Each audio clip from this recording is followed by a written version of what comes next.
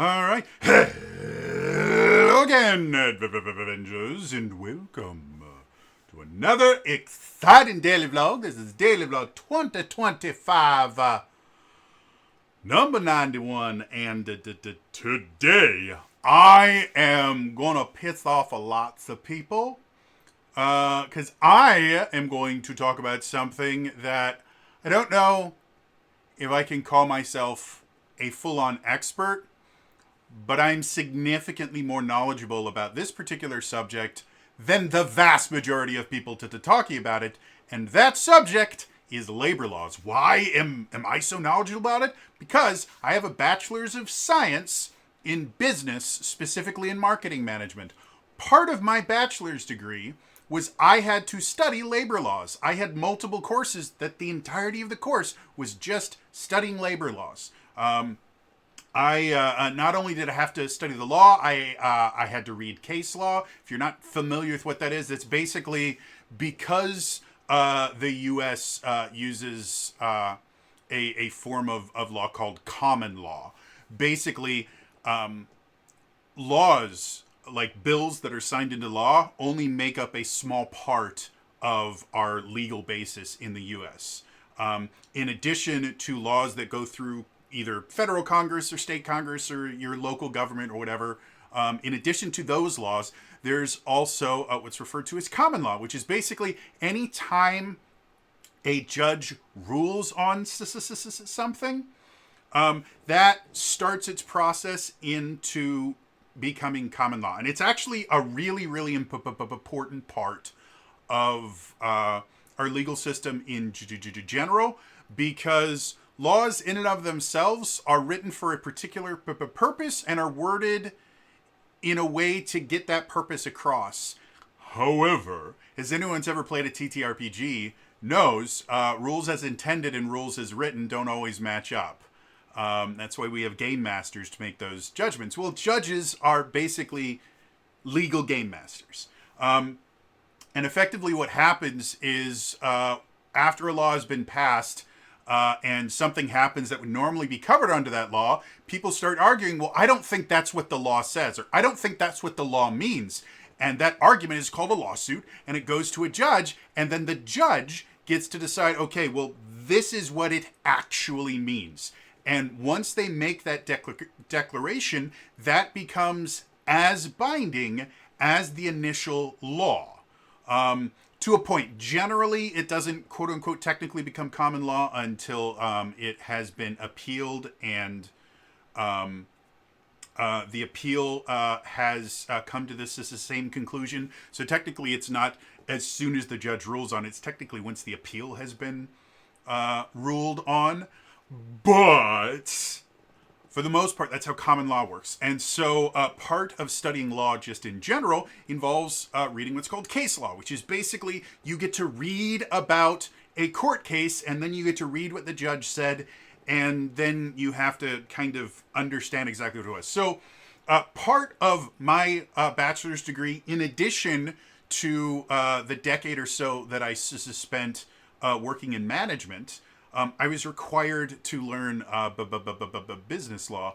And union law in particular was something that I focused on a lot in my studies. I actually wrote a paper on right to work laws and the things like that, because when I was in college, the second time getting this business degree, Wisconsin had just passed a right to work law. And we'll talk about right to work laws in a little bit here. It's going to be really, really important. So why is this going to piss off a lot of people? Well, if anyone is unaware, SAG-AFTRA, which if you don't know what SAG-AFTRA is, SAG-AFTRA is a union that represents actors in the U.S. It only exists in the U.S., which is how unions work. And it's actually a combination of two different unions. You have the Screen Actors Guild, or SAG, and then AFTRA is the Alliance, or the Alliance of Federation of Television something something. I can't remember what AFTRA stands for. But basically, it used to be that there was a union for movie and film actors, and there was a union for television actors. And a while back, they merged, and now we have SAG-AFTRA. Well, SAG-AFTRA has been on strike often, like literally in the past, like 4 years, I think they haven't been on strike for like, I don't know, 6 months, something like that. Like they've just been striking over and over and over again. A while back, I made a video specifically talking about how I no longer support SAG-AFTRA because I believe the organization is inherently corrupt. It is a vile organization. It doesn't care about its members in any way, shape, or form. It just cares about money and control, and it is an extremely powerful union. If you want to work in the entertainment industry, in the U.S., you have to join SAG-AFTRA. It's not, it'd be nice. No, they will. They have done things that make it basically impossible to get work without joining this union. Which we're going to talk about in just a little bit, might actually be flirting with illegality, but we'll talk about that later. And I'm just going to say this right now: I'm not accusing SAG-AFTRA of doing anything illegal in any way, shape, or form. I'm not a legal expert. I do not practice law. I'm simply someone that has studied this extensively, and I would like the people that watch this channel to have a better understanding of what's going on so that hopefully you can make your own decision. And again, I want everyone to understand, before I start getting into the nitty-gritty of this, I have a bias against the Screen Actors Guild in SAG-AFTRA in general. I have a bias against unions in general. I have belonged to unions. It was a remarkably unpleasant experience. I don't like unions. I believe the vast majority of unions are corrupt. There is a history of corruption amongst unions. They used to be really, really popular with the mob. I have a bias against unions. So understand, when I am talking about all of this stuff, my brain is going to focus on the things that bias me against the union. So take this with a grain of salt, but I'm going to do my best to speak fact and get rid of the fiction that has been going out. Because a lot of people who don't know what they're talking about have been spewing nonsense. And quite a few people that should know what they're talking about have either been either intentionally lying or have been lied to and never took the time to actually learn what it was they were talking about and are just parroting what they've been told to say. So, why does any of this matter? Well, SAG-AFTRA, and I may just refer to them as SAG going forward because it's easier to say. But when I say SAG, I mean SAG-AFTRA, which means the Screen Actors Guild and the something Federation of Television something. SAG. All right. So, SAG has been striking. I think right now it's video games that they're striking, and according to them, like, this is their reason for striking. I personally don't believe this because of the history of this particular union, but this is what they're saying. So let's just start this at face value. All right.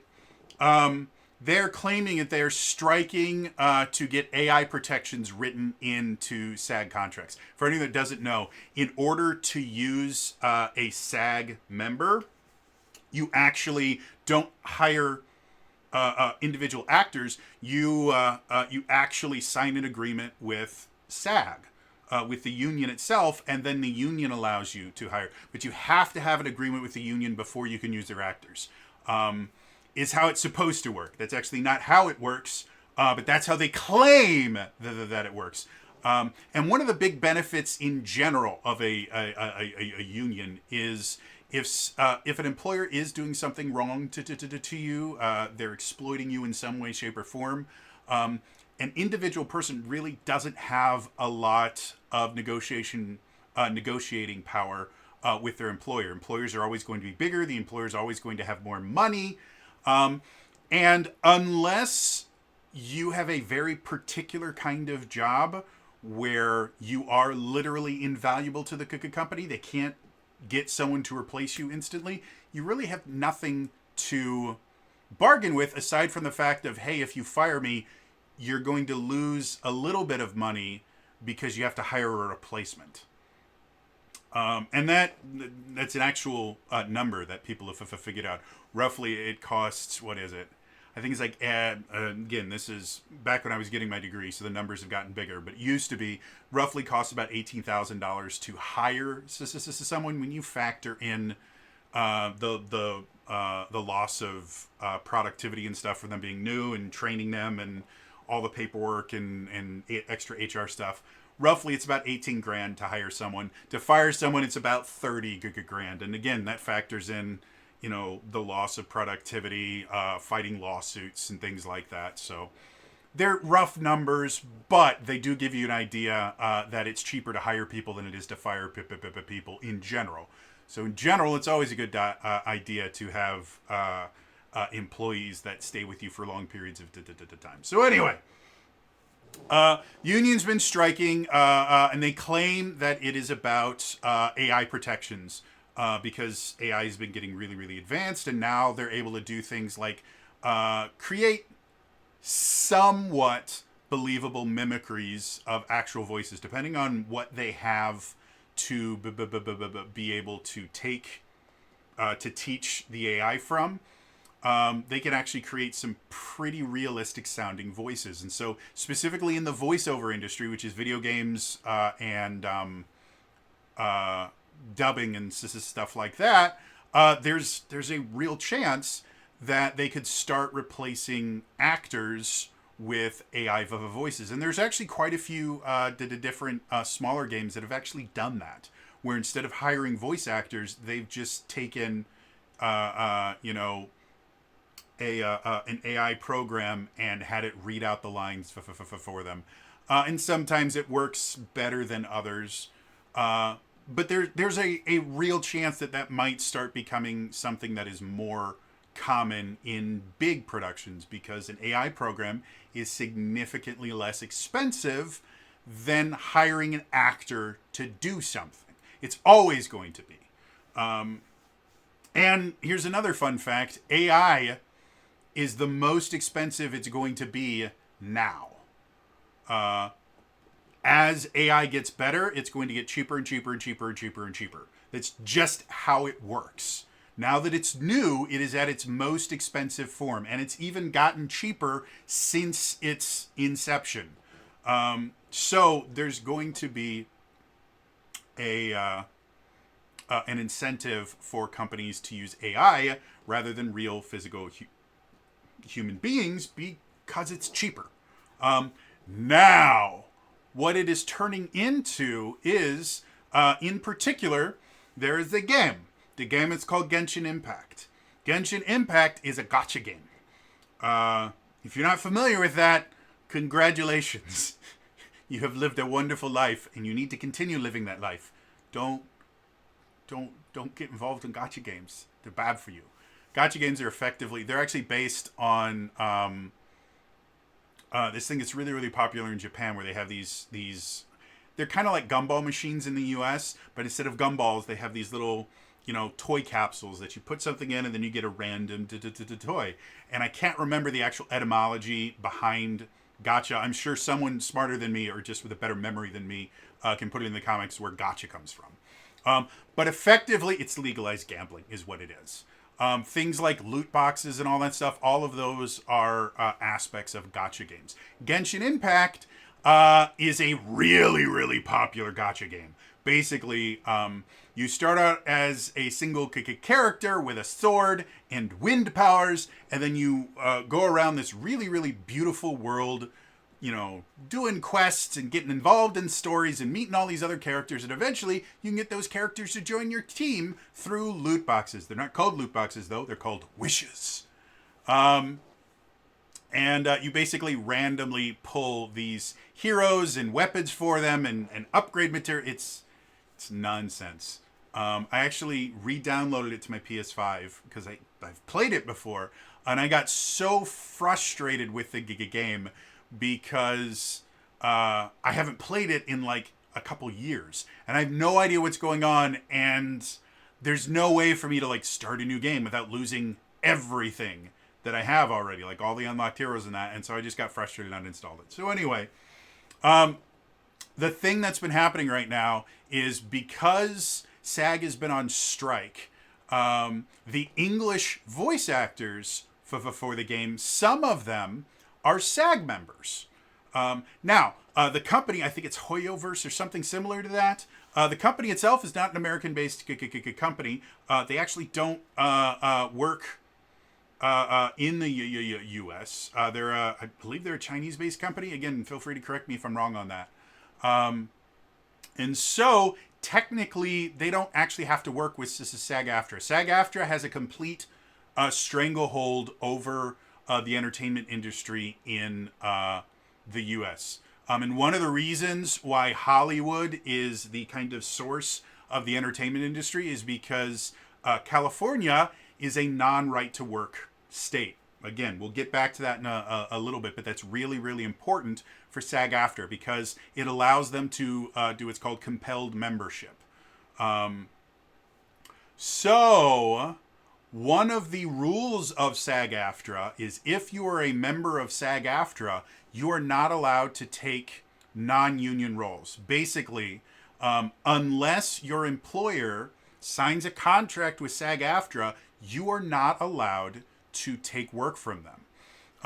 And that is actually a smart thing for SAG-AFTRA to do because it actually gives them more negotiating power. Hey, if you want to use our actors, which because we have a stranglehold over the entertainment industry, have more experience than most non-union actors, and are significantly more well-known, which will sell your game better, then you have to sign a contract with us. We will not allow our union members to work on non-union projects. Genshin Impact is a non-union project. Always has been. Somehow, in a completely strange turn of events that no one can figure out, there are union actors working on a non-union job. That's so weird. It should be impossible.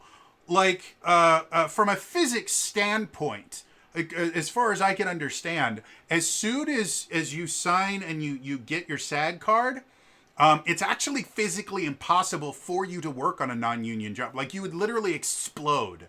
So somehow these people are practicing black magic or something, and they were somehow able to take a non-union job. To be more serious, generally what's supposed to happen if a union member takes a non-union job is SAG-AFTRA either finds them or kicks them out of the union. Like, that's part of when you get your SAG card, and it's an actual literal card. For anyone that doesn't know, the reason I call union membership getting your SAG card, because you actually get a card.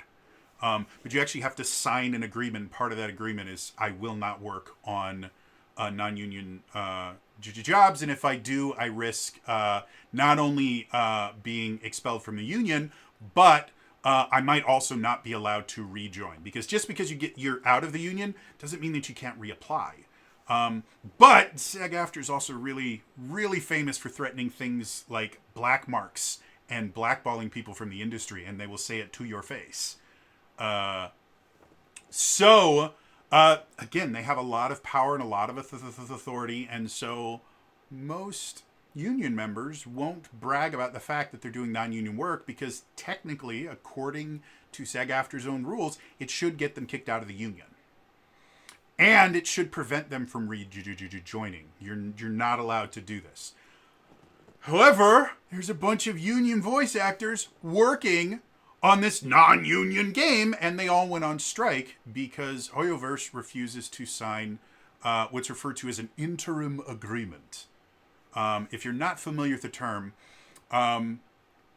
SAG-AFTRA basically negotiates this kind of like overarching contract with different kind of large groups. Like a few years ago, they were negotiating with the Alliance of Motion Picture something. Basically, it's a conglomerate of all the major studios. And so basically all film actors would be covered under this one contract. And the contract is not like, this is how much everyone's going to get paid. It basically kind of lays out This is the absolute minimum you have to do in order to use one of our actors. This is the minimum amount of money you're allowed to pay them. It's the minimum amount of residuals, blah, blah, blah, blah, blah, blah, blah, blah, blah. That's what these overarching contracts are. However, those things take a lot of time to negotiate to the point where, and they're only good for a set amount of time. So generally what happens is when it's getting close to the old contract expiring, SAG-AFTRA and whomever they're negotiating with, generally like 3 to 6 months before these things are going to expire, will actually start going into negotiations. And when it's getting close to the thing expiring, SAG-AFTRA can actually make a call and say, hey, union members, these people aren't doing what we told them to do, so we want to strike. But in order to strike, SAG-AFTRA actually has to get the union members to vote in favor of a strike. They can't just tell their union members, hey, you're striking. They actually have to ask them for permission to strike. And then once they get enough signatures, which they always do. Again, the SAG-AFTRA, one of the other reasons I have a problem with it is nearly cult-like in the devotion that people have for it. Once you become a member, it is creepy how devoted people are. I actually had a conversation with someone who's a SAG member during the last one of the last strikes. Again, there's been like 47. And I mentioned them. I said, well, what about, because I wanted to have an actual conversation. So I mentioned them. I said, well, what about if you've already signed a contract that stated that, for anyone who doesn't know, when you are in like a big film or something like that, part of your contract generally involves press tours. Like, in addition to agreeing to star in the movie, you also agree to do press tours. And so when the strike started, all of these actors stopped doing press for all these movies. And I'm like, well, technically, that's 100% a breach of contract.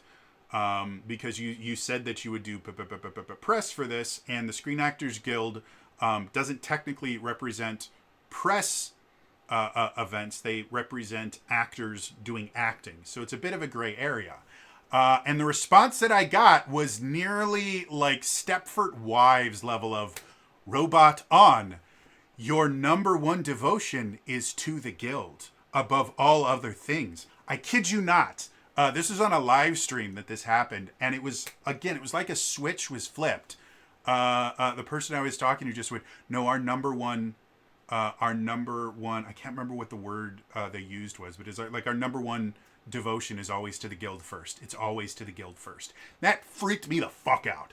So anyway, so for the past 6 months, Hoyoverse just hasn't been able to record new dialogue, and they're constantly putting out new shit because that's how Genshin Impact works. That's how gacha games works. Is they have to constantly be putting out new shit so you can spend money on it. And so they went and they recast one of the voices with a non-union voice actor because none of the union actors will work, despite the fact that they're not supposed to be working on this anyways. But they took the jobs because they wanted to be a part of something really, really big. If you're not aware, Genshin Impact is massive. It has a massive fan base. It's one of the most popular gacha games on the planet right now.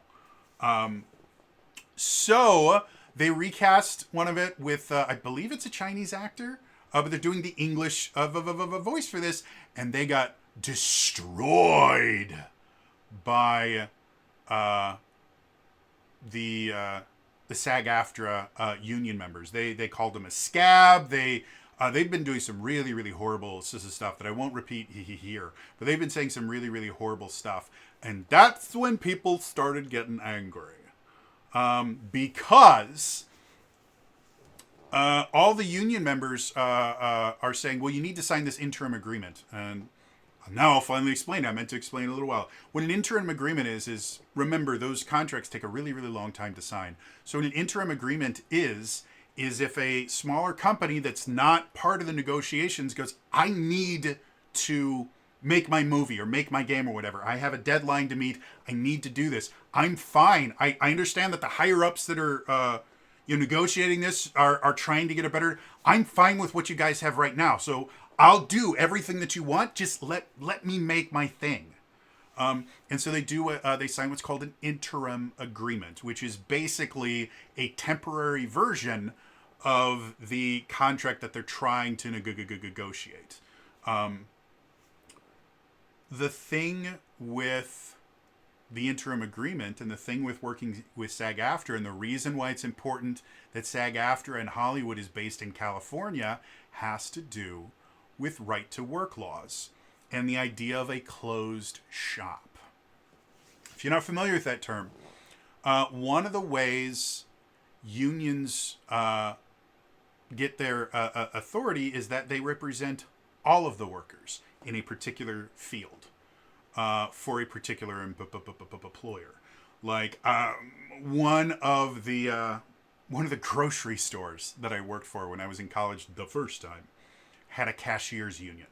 It was the dumbest union ever. I'm going to tell you guys right now, cashiers don't need to unionize. I'm just going to let you know right now, cashiers don't need to unionize. There is so little that can be exploited from a cashier because there's tons of labor laws that protect cashiers and the type of work that they do. Like, labor laws were written for cashiers and that style of labor. Labor laws were not written for actors. Labor laws were not written for a lot of different things. But they were written for people like cashiers. So cashiers don't need to belong to a union. Being a part of that union was one of the worst experiences I ever had. And because at that point we weren't a right to Wisconsin wasn't a right to work state, they had what was called compelled membership. There's technically two different versions of a closed shop. There is a pre-employment closed shop, and what that means is basically part of hiring the union workers is the business agrees to only hire people that already belong to the union. That practice is illegal in the U.S. The Taft-Hartley Act, which we're going to talk about a little bit later, because a lot of the union members have bring it up as this thing that protects people, and it doesn't actually. What it does is it prevents unions from becoming even more corrupt than they already are. So a pre-employment closed shop is illegal across the country, and most countries also have laws that make pre-employment closed shops illegal. In non-right-to-work states, a post-employment closed shop is legal. And basically what that means is the employer is allowed to hire anyone they want. However, once that person is hired, they are required to join the union or, bare minimum, pay the same dues that union members are paying. So technically, you're not required to join the union. However, if you don't join the union, you are going to pay the same dues and be under the same restrictions as the union members. You just won't get any of the benefits of being in the union. Things like legal representation, things like if the business or if the union goes on strike, technically part of your dues is supposed to go towards emergency funds that help people out when they can't work because of strikes and things like that. In addition to a bunch of other things, like running a union is remarkably complex. So, as much as you technically don't have to join the union, you do. Because the choice is basically pay us for nothing or pay us for something. That's how it works in a non-right-to-work state. Now, right-to-work laws, which were made legal by the Taft-Hartley Act, right-to-work laws basically make it illegal to force someone to join the union or pay dues if they're not a part of the union.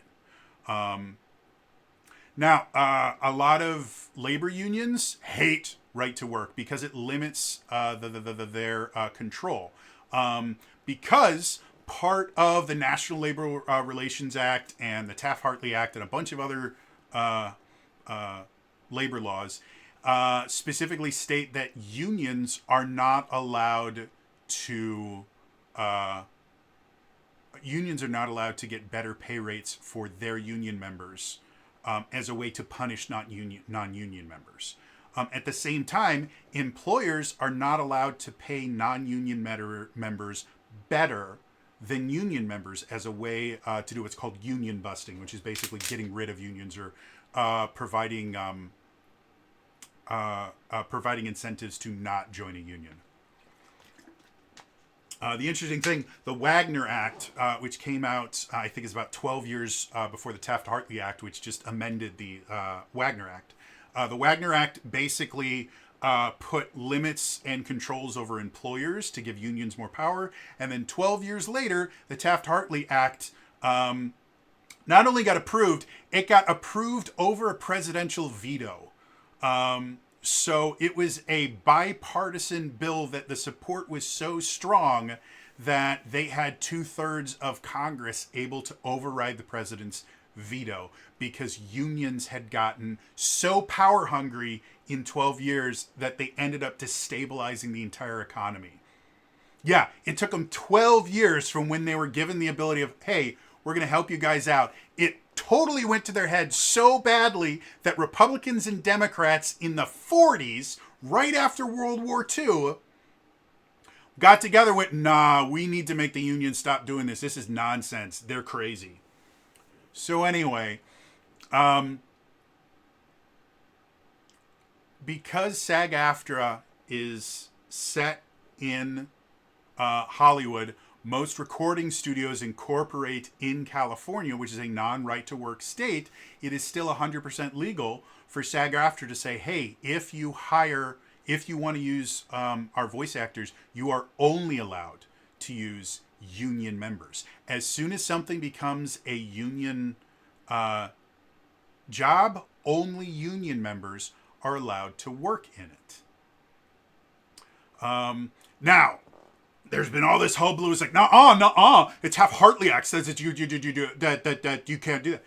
Again, the Taft-Hartley Act made it illegal to have pre-employment closed shops, meaning SAG-AFTRA can't tell you you are exclusively required to hire only prior union members.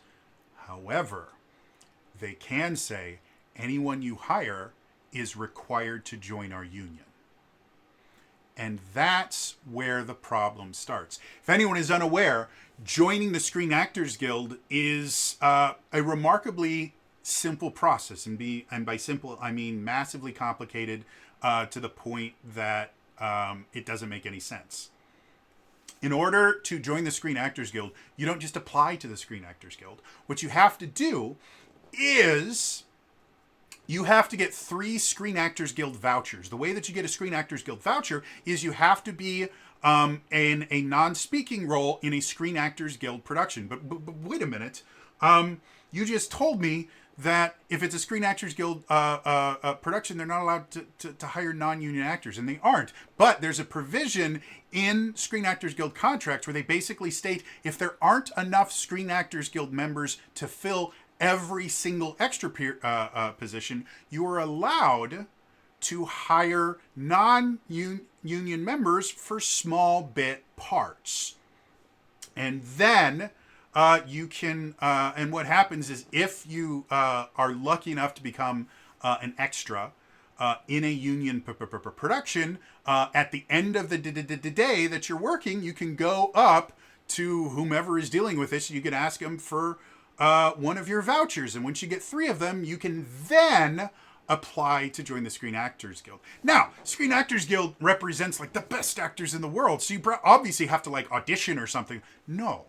As long as you have your 3 vouchers, you hand it in. They look to make sure that you're not a scab and you haven't done something that's gotten you a black mark in the industry. And then it is a simple process of giving them $3,000. I'm sorry, what? Yes, you have to get $3,000. But what if I don't have $3,000? You're fucked.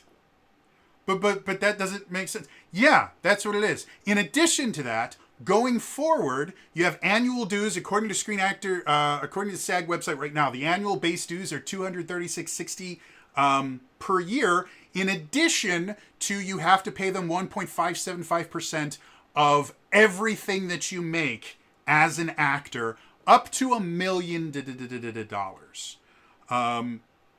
So if you're making, to use easy numbers, if you're making roughly $50,000 a year as an actor, which is actually below the medium the median income of the average U.S. citizen by about $12,000.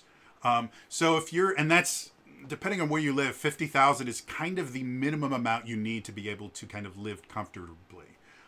So if you're making about $50,000 a year being an actor, you're going to be paying roughly, when you figure your annual dues plus the 1.575%, you're going to be roughly around $1,000, $900 to $1,000 a year in dues that you have to pay.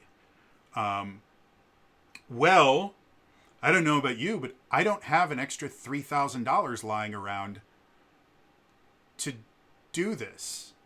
And again, once you join the union, you are prohibited from doing non-union roles. So, especially for this actor that doesn't live in the US, they probably make most of their money on non-union roles. If they join the union, not only do they have to pay money that they probably don't have, but they also will lose a significant amount of income. If Hoyoverse signs this interim agreement, all the non-union actors are either required to quit or required to join the union, which costs a shit ton of money. This is why people are getting mad. Now, a bunch of voice actors have been going, well, no. That's not true. All these people are paying. That's not how it works. No one will lose their job because the Taft-Hartley Act protects everyone.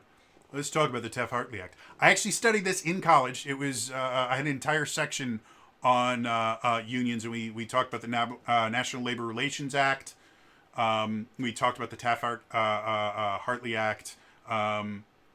We talked about the National Labor Relations Board, which is what kind of governs all of this stuff. So, Taft-Hartley Act.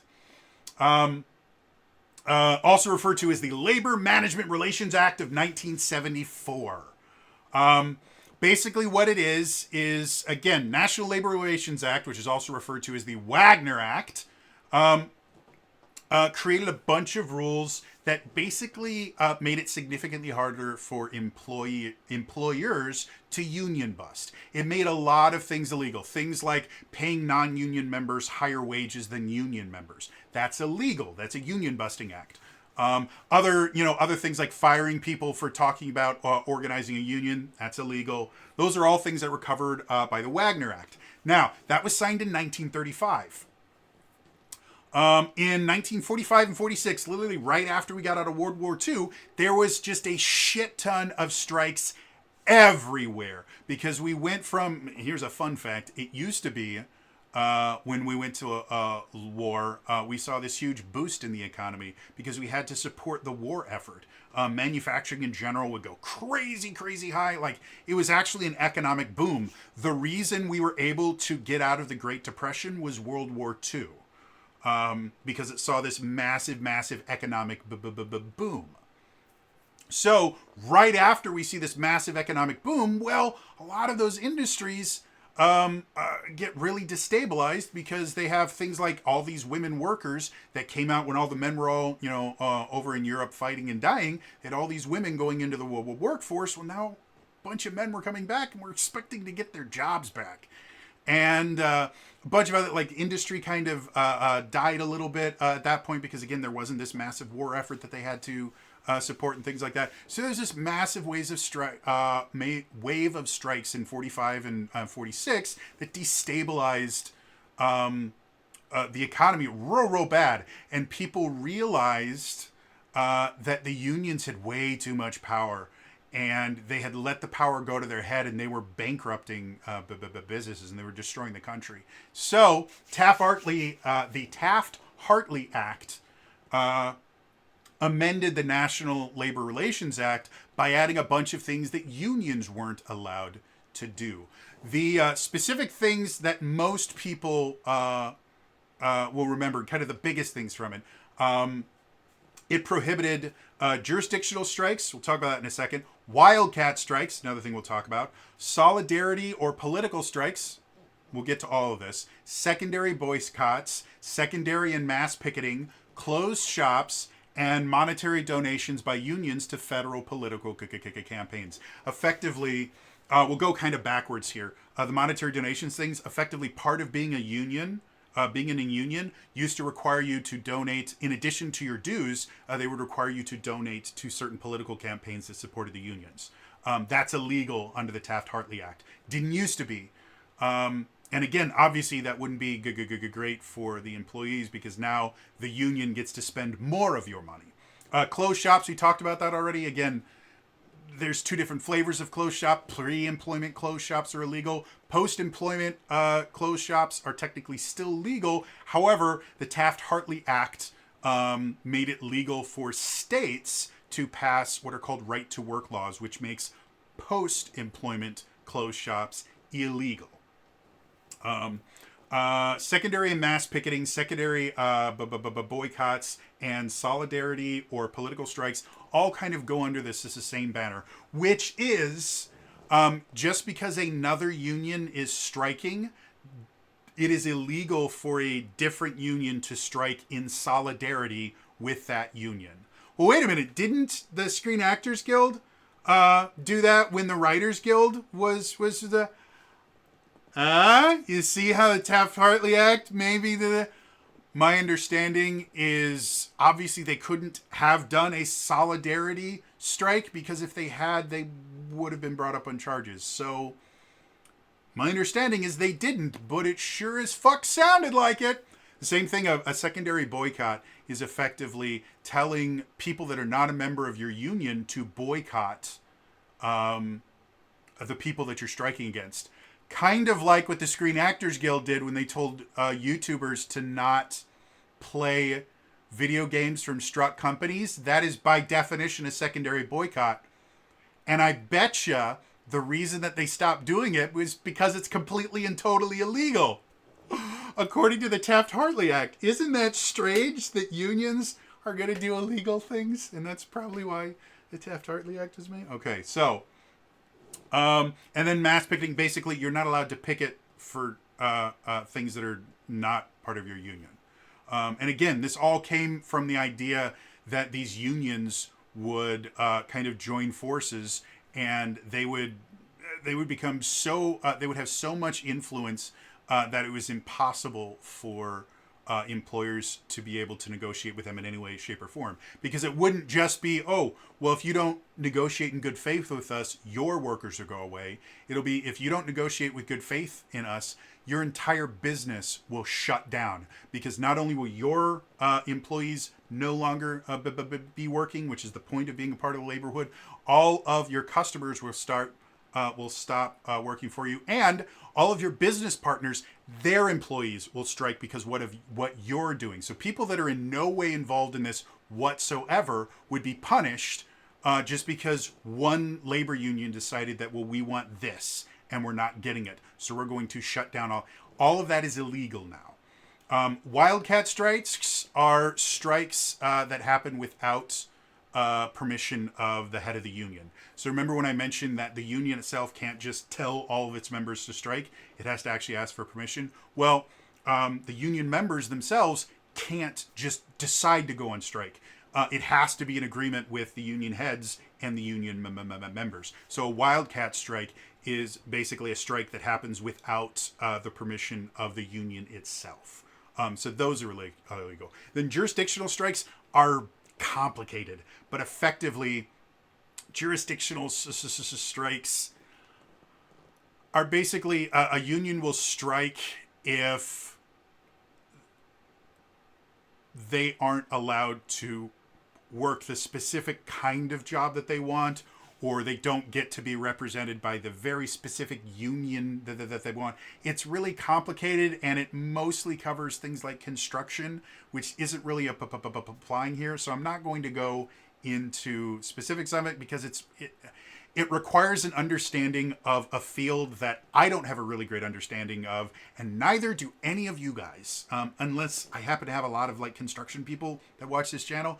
If anyone that is actually in the construction field or has actually ever had to deal with a jurisdictional strike, it wants to go into an explanation for what it actually is, go for it. But if you are not directly related some way to either construction or someone else that's had to deal with jurisdictional strikes, or you're an actual labor law expert, that has actually worked on jurisdictional strike case law, I don't want you saying anything because you're just going to confuse people.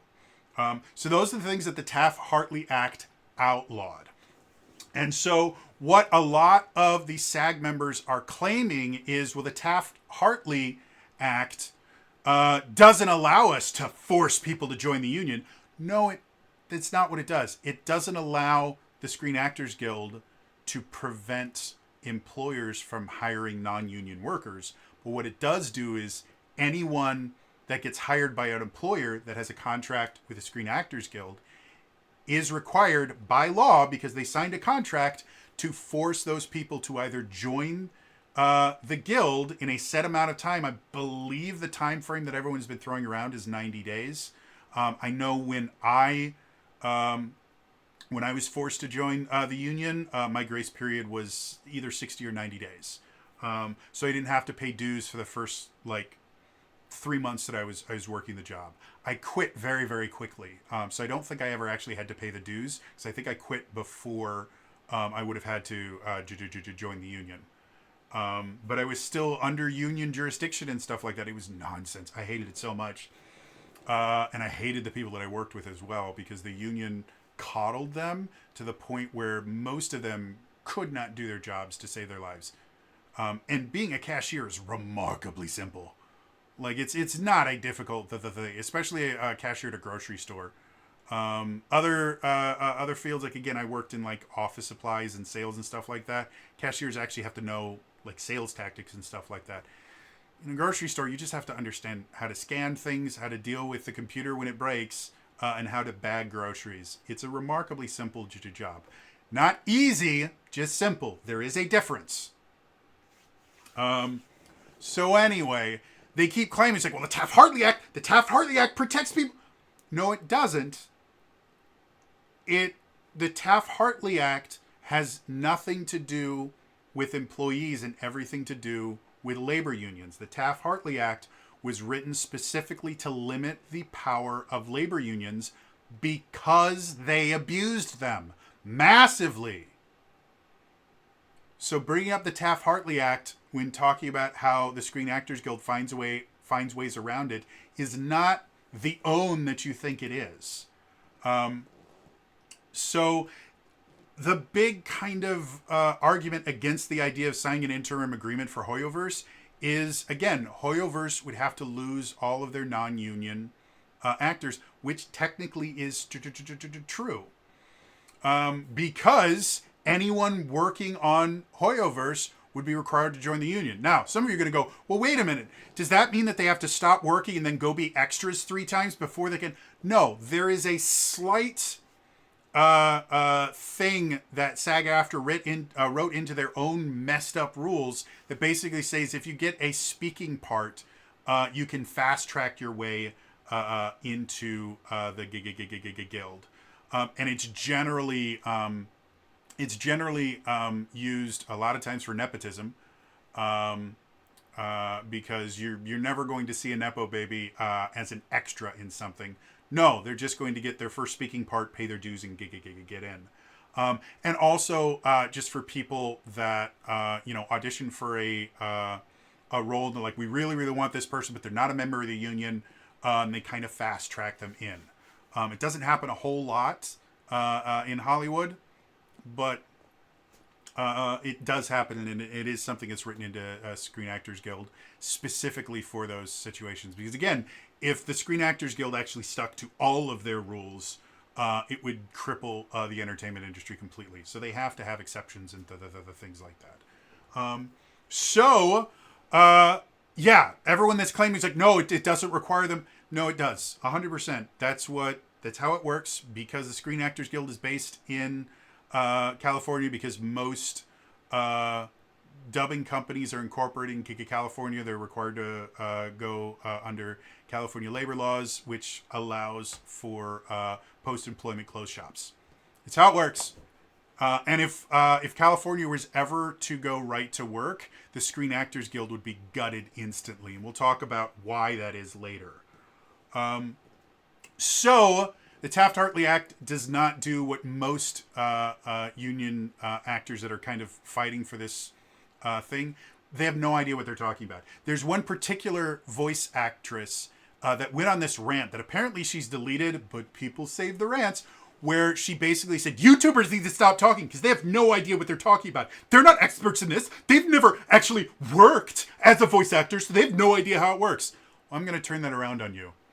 I'm going to name her because I don't remember her name. But, honey, princess, I have a degree in business. I took courses specifically in business law, things that you know nothing about. So if you want to start pulling rank on me and telling me that I'm not allowed to talk because I don't know what to talk about, you're not allowed to talk about the Taft-Hartley Act. You're not allowed to talk about the National Labor Relations Act because you've never studied a goddamn thing about it, and you are talking out of your fucking ass. So shut the hell up and listen to someone that actually knows what they're talking about. Yes, I'm angry about this because I hate bullies, and that's what the Screen Actors Guild is. It's a bunch of bullies with money. So there were other things that have been brought up about, well, actually, the Screen Actors Guild, they have a bunch of different ways that if you can't afford to pay for it, they will help you out. No, they won't. What she's referring to is something that you can actually look up yourself. On the Screen Actors Guild, where are you? There we go. If you can't afford the $3,000, another fun fact, when I first was getting into the entertainment industry, I am a professional actor. And by that, I mean I got paid to be an actor once. Only once.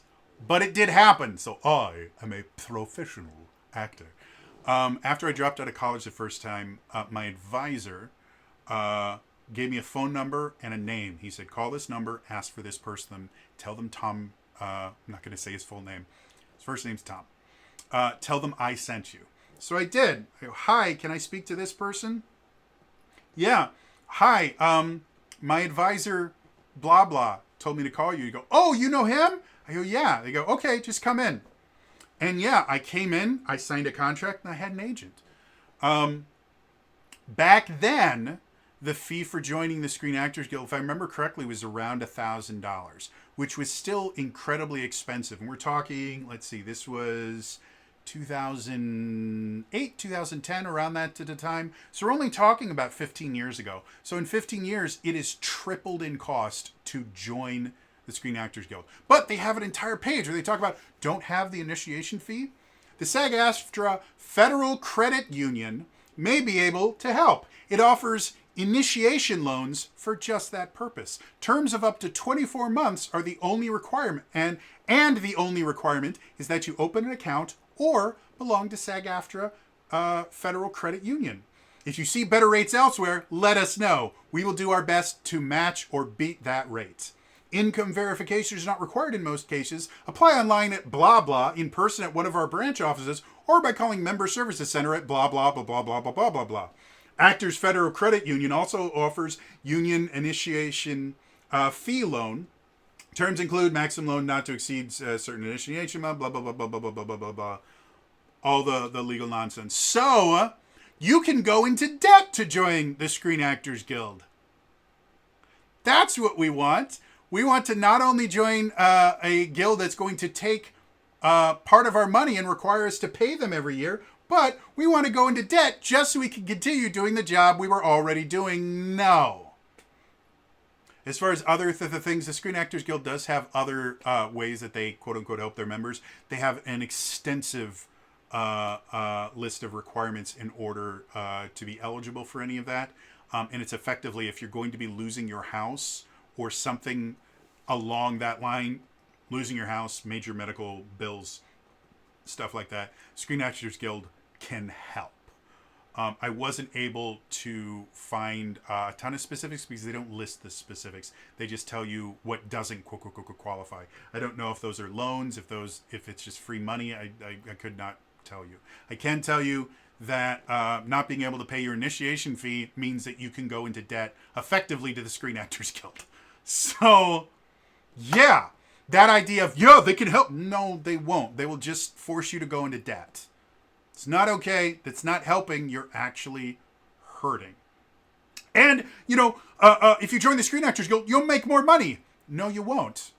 Like I said before, as soon as you join the guild, you're not allowed to do non-union work. And because this particular actor is not a U.S.-based actor, that means the Screen Actors Guild, which is a U.S.-based company, probably not going to help them a whole goddamn lot. But if they do a non-union work, they risk being blackballed from the Screen Actors Guild, which also means if you are blackballed from the guild, you are not allowed to work on a guild product. Even for that limited amount of time, if you were in and then got kicked out, you just lost your job. Congratulations. Well, Screen Actors Guild also gives you things like healthcare. No, it doesn't. 87%. There's roughly about 160,000 Screen Actors Guild members, which is a remarkably small number. When you look at other industries, the entirety of the entertainment industry, as far as actors are concerned, is 160,000 people. That's a remarkably small number. So if we go 160,000 multiplied by 0.87, 139,200 people do not get health insurance through the Screen Actors Guild. The vast majority of Screen Actors Guild members do not qualify for health insurance from the Screen Actors Guild. You want to know why? In order to qualify for health insurance for the Screen Actors Guild, you have to make a minimum of $26,000, which is just barely above poverty wages. The national poverty level in the U.S., if I remember correctly, somewhere in the neighborhood of like $24,000 to $25,000 a year. If you're making under that, you are considered living below poverty from an individual. Once you start dealing with multiple income households, it gets more complicated. So if you're making just barely above poverty wages, you qualify for their health insurance plan. 87%. We're going to say this again. 87%. The vast majority of Screen Actors Guild members don't make enough money to get health insurance. So no, the Screen Actors Guild doesn't provide health insurance for their members. They provide health insurance for the top 13% of their members, and that's it. The vast majority of their members get fucked in the ass. So no, that's not a thing. The basic rule of thumb, and this is what my paper was on when I was talking about right to work. The paper itself was on the idea of right to work states versus non-right to work states. And what I was able to discover in my research was in non-right to work states, union dues are up to, I think it's like 60 to 80% higher than in right to work states. So if you are in a state where the union can compel you to pay dues, not only will you be forced to pay dues even if you don't want to be a member of the union, you will pay more for those dues by a significant amount. Now, where does that money go? To the union leaders, because union leaders in non-right to work states have salaries that are anywhere from I think it's like 40% up to 200% higher than in right to work states. So all the extra money that they're charging you is going directly to the people that have the most power because they can force you to pay dues.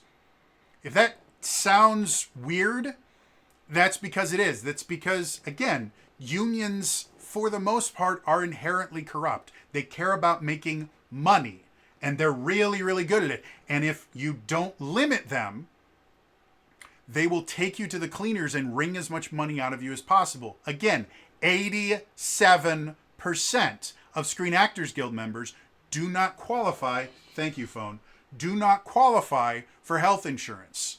This is one of the things that the Screen Actors Guild claims is so great about being a union member. You're guaranteed health care. No, you're not. And the reason why 87% don't qualify is because they make poverty wages for the Screen Actors Guild. So no, you won't make more money. Generally what happens when a union comes in is the people that get to keep their jobs generally make a little bit more money and have a little bit better benefits. The exact number is roughly around 3%. However, every state that has that is non-right to work also has roughly a 3% higher unemployment rate. So less people have jobs. Wherever unions have the most control, less people get to work. Because money is not a finite or infinite resource. It's a finite resource. And so what happens is the unions argue for more money for some of their members, and then other people lose their jobs because the business can't afford to have as many people. So you start getting staffing issues. You start getting massive unemployment issues. Yeah, the list goes on and on and on. That is why 87% of Screen Actors Guild members don't get health insurance because they're making poverty wages. They have inflated the cost of hiring actors so high that most studios can't afford to pay them. And so the vast majority of Screen Actors Guild members don't work, or they have to work non-acting jobs. And only the top 13% actually make enough to qualify for the health insurance, which again is $26,000. When we factor in of that 13%, how many of those people can actually live off their Screen Actors Guild or live off acting, it is infinitesimally smaller. I haven't been able to find a specific number for that. But having been in the entertainment industry, been around actors for a long time, all of us kind of understand being able to live off of just acting is extremely rare. We're talking about maybe the top 5%, maybe the top 1% of actors actually live off of their acting. That's always been the understanding I've had with other actors that I've known, other actors that were working on becoming professional actors. As far as we're talking about film, stuff that Screen Actors Guild. Theater is slightly easier as long as you're willing to work off Broadway. Broadway and Equity, which is the Broadway Actors Union, is almost as bad as Screen Actors Guild as far as like exclusivity and getting involved with it. Though I don't think it's anywhere near as expensive as joining SAG. It's been a long time since I've looked at equity rules for getting in equity. But if you're willing to do like dinner theater and summer stock and stuff like that, you can make an okay living as a stage actor. As a film actor, you're fucked. So yeah, this whole thing where people are arguing about Hoyoverse and the SAG members going on strike and stuff like that. Again, all of it, according to the Screen Actors Guild, all of it comes back to AI protections. They want, as part of their contract, an agreement that you won't use AI. Except that's not true either. Because if you guys remember the Writers Guild of America strike, I think in 2023, is 2022, 2023, one of those years. There's a Writers Guild of America strike that happened that went on for much longer than it needed to. And then right after that, the Screen Actors Guild went on strike. Well, when the Screen Actors Guild finally broke their strike, what they had done is the Screen Actors Guild signed an agreement with an AI company. Yeah, you heard that right. You know how they're saying, well, we don't want companies to be able to use AI. We want to be able to use AI. What this agreement was as long as the companies used this particular AI company, it was okay. However, you had to get the agreement of the actor. The actor basically had to sign an agreement stating, yes, you can use my voice to train AI so that you can replicate my voice without me actually doing it. Effectively signing away the rights to their voice.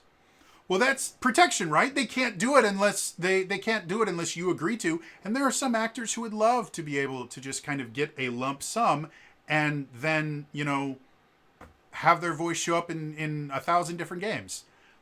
Yeah, but see, the catch is part of the agreement is companies are allowed to fire you if you don't sign the agreement. So wait a minute. The protection they have is the employers are required to get your permission to do it. But if you don't give your permission, thank you. If you don't give your permission, they can fire you. Yep. So no, this is not about AI protection. Screen Actors Guild has already proven that. They don't care about AI protection. They care about money. As long as they get paid, they really don't give a flying fuck about their union members. It's been proven repeatedly. So, this entire hullabaloo about the strike and everything and there's a lot of voice actors who are like, YouTubers are stupid and they should be banned because they're spreading misinformation. Nope. This is all fact. Again, this is my expertise. You're in my court now. This is what I do. This is what I used to do for a living, punk. While you're sitting there and going, "Ooh, I can make funny voices, and that means I should get paid $1 billion." I was actually learning, reading case law and dealing with actual labor disputes in a business. Because that's what they paid me to do, and I was fucking awesome at it. So no, you don't get to tell me to shut up. I can tell you to shut up because you don't know a fucking thing about this. You've spent the entirety of your life learning a skill that is useful in exactly one place. Don't get me wrong, it's a really cool skill. I spent a large period of my life perfecting that particular skill. And I was very proud of my aptitude in that particular skill. But don't you fucking tell me that because you can make funny voices and you're really good at reading other people's words, that somehow you know more about business than I do, the businessman with a business degree that was exceptionally good. So good, in fact, that I was able to turn around entire stores in 6 months. Don't tell me I don't know what I'm talking about. So where do I stand on this whole Hoyoverse nonsense? I really don't like Genshin Impact. I don't. I'm sure lots of people love it. I don't understand the game, and there's so many like subsystems in it. Like, I hate games like that, where in order to do anything, like to level up your character, you don't have to just earn experience. Because what'll happen is you'll get to a level cap, and then in order to get above the level cap, you have to get these certain items, and in order to find those items, you have to kill certain bosses or do certain things or complete certain quests. And then, well, in addition to that, you also have weapons, and then the weapons, in order to level them up, you can't just use them to level them up. You have to use special items to level them up, which you get from various things. But then they'll reach a level cap, and then you have to you have to break that level cap by ascending them, and that requires specific items that require you to go to another different place on the map. Oh, and in addition to that, you also have another thing that I can't even remember what it's called.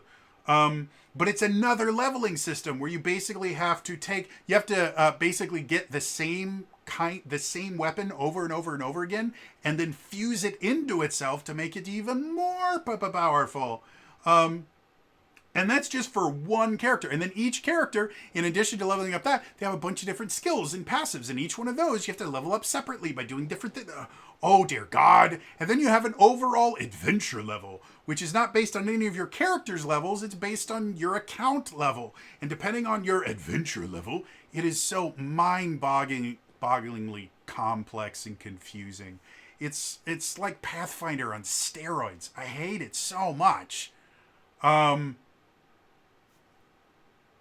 So I'm not attached to this game. I want to like it. I just don't. I really, really, really want to like it because I like the world and I like the characters and all that. The game is just so fucking confusing to me. And I just don't have time to learn the damn thing all over again. That being said, I'm also very anti-SAG AFTRA. And I've said this before. I will never work in the entertainment industry because I'm anti-SAG AFTRA. And unless for some odd reason California signs a right to work law, which is never going to happen because labor unions run the state, or Hollywood gets so devalued that the entertainment capital of the U.S. moves somewhere else that's actually a right to work state, I'm never going to be allowed to work in the entertainment industry because SAG-AFTRA controls it almost completely. It's just how it is. And I'm okay with that. Again, this is another thing, like, I've heard, like, you know, people joke around with the idea, man, I wish I was, like, gay or bi because then I'd have so many more options. just because you're attracted to someone doesn't mean they're going to be attracted to you. Just because you're bi doesn't mean that makes you more attractive to other people. You will still be just as lonely if you can't get someone of your preferred sexual orientation or whatever. Just because you expand your horizon doesn't mean magically you become more attractive. And the same thing is true about me entering the entertainment industry. Just because SAG-AFTRA, like, let's pretend they just explode someday and SAG-AFTRA is no longer a thing, doesn't make me a better actor. It doesn't fix my brain so that I can remember lines or give me the ability to leave this fucking basement that I live in because my brain doesn't allow me to leave. So yeah, it's not like me claiming that, oh, I hate SAG-AFTRA and I'm fine not working in entertainment. If I loved SAG-AFTRA, I still wouldn't be able to join. I can't do the job. It's like me complaining about, damn it, I just hate the Olympics so much. If it wasn't for the Olympics, I'd totally do hurdles. Nope. I've run hurdles before. I was very bad at it. I was impressively bad. Running in general, I've always been very bad at. So even if I liked running, I'm very bad at it. I could never do the job. And the same thing is true about the entertainment industry. I just can't do the job. I think I'm an exceptional actor, but my brain is so broken that there is no possible way I could ever do a guest spot on a TV show. Like, it's just not something that's possible for me anymore. And it really sucks. And I have had many, many depressive episodes where I've finally come to terms with the fact that my original goal in my life was to become a professional actor, and that's just never going to happen. I've come to terms with that. So me not liking SAG-AFTRA and me possibly getting a black mark from SAG-AFTRA to never be allowed to join doesn't really mean much, because even without the black mark, I couldn't join. I can't do the job. So my involvement in this is I don't technically have a dog in this fight.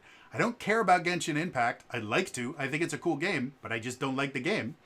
And I surely don't care about SAG-AFTRA. So I don't have a dog in this fight other than I really hate SAG-AFTRA. But I really, really hate people lying and spreading misinformation, claiming to be experts on things that they're not. That's what all this stuff is. And anytime you hear SAG-AFTRA telling people that are not members of the guild to boycott anything, remind them that is illegal under the Taft-Hartley Act. And if you see it again, you will call the National Labor Relations Board and report them, because it is 100% illegal to do that. Anyway, interested to hear what you guys think about this. I had someone comment on my previous video where I lambasted SAG-AFTRA and brought this up. And again, there's enough complex stuff, especially we're talking like the Wagner Act and the Taft-Hartley Act. They are very, very, very complex legal doctrines. Then in addition to the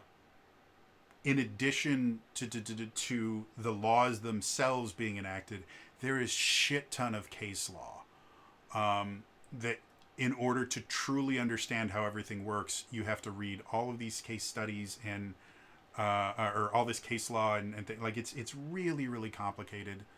And even with my Swiss cheese memory, I don't remember the majority of the stuff I learned in my business law classes. But I do remember this because I took a particular interest in it. Again, labor laws and union laws and stuff like that really fascinated me because I had such a negative experience with the cashiers union that I was required to join. And I have, because I was a band geek, I have a lot of my friends from high school went into music education. And if anyone is unaware, teachers' unions are unbelievably powerful. And one of the things that teachers' unions love to shit on more than anything else are music teachers. They have gotten the short end of the stick for decades. Anytime the teachers' union needs to cut funds in any way, shape, or form, they will always pick on music educators first before anyone else. So I have very negative experiences with unions in general. there is a history in this country of corrupt unions. Again, the mob used to use unions a lot. That's not to say that unions have always been bad. The reason the Wagner Act passed was because employers were exploiting their employees, and they had been doing for a really, really, really long time, centuries. So the Wagner Act was absolutely essential. And unions are the reasons we have things like overtime laws, break laws, the 5-day work week, all of those stuff, all from unions. They fought for these laws to be passed all over the country. They really, really did change how this world works. However, there are so many laws that protect employees' rights now that most unions are not necessary. And I have a friend who's very, very pro-union that thinks I'm talking on my ass here and don't know what I'm talking about. I respectfully disagree. I've done the research on this. I've seen what unions do. They do not help union members. They help union leaders. And that is all they do. And they're very, very, very, very good at doing that. The vast majority of your dues in a non-right-to-work state will go towards supporting anti-right-to-work politicians. Like, again, the numbers are out there. You can find them. When I was in college the second time, they had just passed a law like a year or two previously that required unions to actually list how they spent their money. Because up until that point, unions didn't have to tell you where your money was going. They could just do whatever they wanted with it, and there was no way to verify it. Well, a law passed, specifically in Wisconsin, we were actually able to look where the money was going. I don't know if it was federal or it was just state, but it gave us a glimpse into unions, and that's where we found out things like most of your union dues goes towards political lobbying, and the rest of it goes towards union leaders. Very little of it goes to support negotiations. Very little of it goes to protecting union members in any way, shape, or form. You are literally paying so that the union leaders can get more money than they really need to basically go to fancy dinners and schmooze with politicians. Like, that's what you're paying for in a union. With a few very, very, very rare exceptions, I believe the vast majority of unions are corrupt.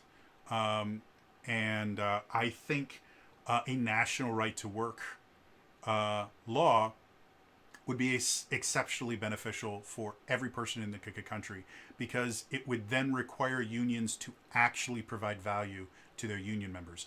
There are unions, like in Wisconsin, we still have unions. We're a right to work state. There's still plenty of unions here. However, because they can't compel you to join, they actually have to work harder and spend their money smarter so that they can give actual benefits to the union members instead of just being able to force them to do whatever they're told. In one of the articles I used in my paper, a union leader in one of the right-to-work states said flat out, no, I prefer leading a union in a right-to-work state because it means that my union has to actually be beneficial to the employees. In non-right-to-work states, all the union has to do is convince 51% of the employees at the company to unionize. And once they do that, you're fucked. Dissolving a union is unbelievably difficult. And it very, very rarely happens in a non-right-to-work state, because once they have the power, they have all the power. You have nothing as a union member. You are completely beholden to your union leaders. That's why it's a cult, folks. That's why our number one loyalty is to the union. Thank you, Stepford wife. So yeah, like I said, this is something I'm real passionate about. And as I said, I have an inherent bias against unions. So the information here, I have quoted directly from the Taft-Hartley Act. I've quoted directly from the Screen Actors Guild, and all the stuff I've talked here. This is all fact. But that's the thing with facts and statistics. There's three kinds of lies. Lies, damn lies, and statistics. I am showing you the things that support my opinion, and the reason I have this opinion is because I've looked at all of the facts And this is what I've come to. So feel free to look at other sources. I fully encourage you, look to other sources. But if a voice actor is telling you that joining the Screen Actors Guild is going to be nothing but good for these Chinese actors that very rarely, if ever, work in the U.S., they are lying. Either they are lying because they're either lying intentionally because they're just untruthful people, or they have been told by their union leaders, this is what you're supposed to say, and they never question them because they belong to a cult. Either way, you don't want to listen to them. Look up the Taft-Hartley Act. Look up the Wagner Act. Look up the things that inspired these bills to be passed. And see what unions have done when they've had unchecked power. It's been real bad. Also, see what employers have done when they had unchecked power. It was real bad. These laws are in place, are good for everyone. But anytime one side gains a little bit too much power, like the Screen Actors Guild that has a complete monopoly over the entertainment industry, they become inherently corrupt and they do horrible, disgusting things to people. That's all for me today. See you guys in the next time. All right? Bye-bye.